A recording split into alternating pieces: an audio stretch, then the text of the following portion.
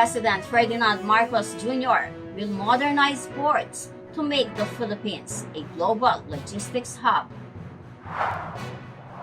Marcos Jr. will govern with a historical majority of 31 million votes, way over all his rivals put together. He had a dialogue earlier with the Philippine Inter-Island Shipping Association or PISA. He said ports must be modernized to become competitive as a global logistics center like Singapore. We have to compete with such facilities, and again, we come back to the upgrading of our present facilities, and we have to match the efficiencies that the big ports are enjoying. And that is through new technologies, through redevelopment. As we have seen, even before the pandemic, there already was a trend towards e-commerce, and of course, shipping plays a large part in all of that. Now, the pandemic accelerated that trend. And that is why I keep saying that as we emerge from this economic problem or crisis, I think that we will have to look at that, the surge in the e-commerce and how to take advantage. And again, transport becomes a critical part of that, not only through shipping, but even over land. And being able to process all the cargo that we are hoping to bring to the Philippines. So in the end, it is just pure competition in the market, because there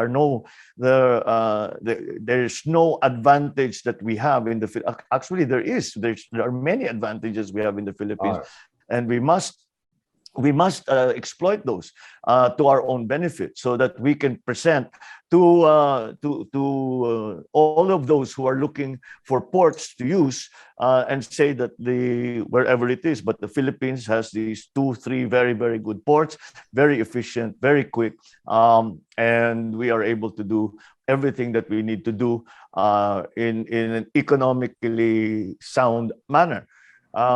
So we talk about port automation, the use of artificial intelligence. We have to prevent port congestion by developing the hinterland of the port, in terms of transport, in terms of logistical centers, in terms of storage, in terms of all of the requirements that we have to. That we will have to do if we are going to operate the ports properly, and maybe in that way we lower shipping costs and make it more attractive for the operators to come to our ports. There are technologies that have been deployed in Europe, in our ASEAN neighbors. They now have what are referred to as smart ports, which utilize the best in terms of sharing data, in terms of AI, to manage key port operations. Since it is a highly technical port operations is a highly technical process. We need all of the best technology that we can find to help us and bring those efficiencies to our ports. It really comes down to that. It is an infrastructure development. It is the development of the human potential in terms of workers who will be able to do the job in our ports, again, to make it more efficient. I am very confident, because as I just mentioned, we, the Philippines, with our archipelagic nature, have great advantages, but it again needs this commitment to a long-term plan to modernize, upgrade our ports, build some new ones if that is what is needed, and take advantage of our positioning, our strategic positioning in the world, especially now that much of the trade of the world is going in and out of our region. Again, it is up to the Philippines to make a commitment to the development of those ports, to the modernization of those ports, to provide a long-term plan on which ports are we going to look into, which have the best existing infrastructure already, so that the upgrade will not take as much as perhaps those older ports that have not modernized. So these are the things that we will have to do. Again, it comes down to commitment by the government for this development, for the development of the ports, the upgrading of the ports. It will come down to a good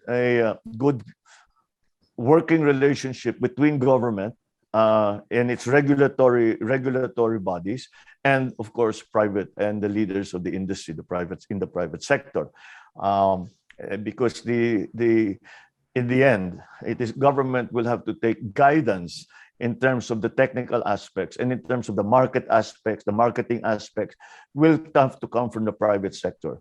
And on the basis of that information and those assessments and analysis by the private sector, then the government can then put together a long-term plan, which will be agreed upon, and we will follow that long-term plan. Hopefully, the political forces that we always worry about, the changing, we will be able to find solutions for that too. So, yes, I think that there is a great potential for us. It is just up to us to commit to that development, to commit to these new market forces that we are now seeing post-pandemic. The question of all of this is really, it comes down to the implementation of a proper plan. We haven't really put together a port systems development plan for a long time. We have just tried to react to certain forces, market forces, the changes in world trade. But we haven't decided like Singapore did. I guess Singapore is the best model in our region, like Singapore did. Singapore, the government decided we will become an important port. And what do we need to do to achieve that? We have to go through that same process.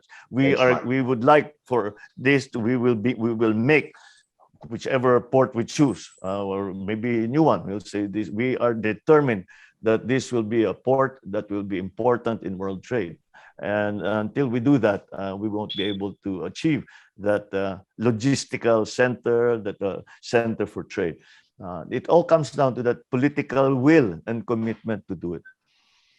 But I believe it's necessary, because if we don't do it, may iwanan tayo. May iwanan tayo ng ating mga ating karatig bansa, ASEAN especially, and China, of course. So it's something that we still have to think about, and we still have to finally do and implement properly.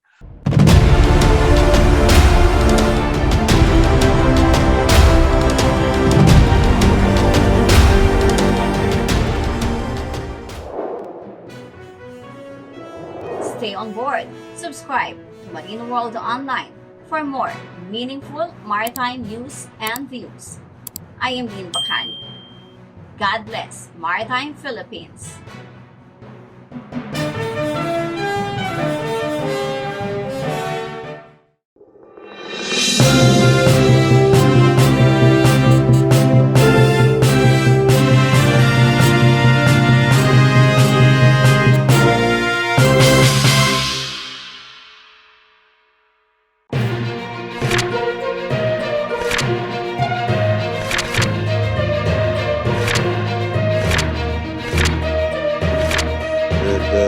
Challenges to communicate with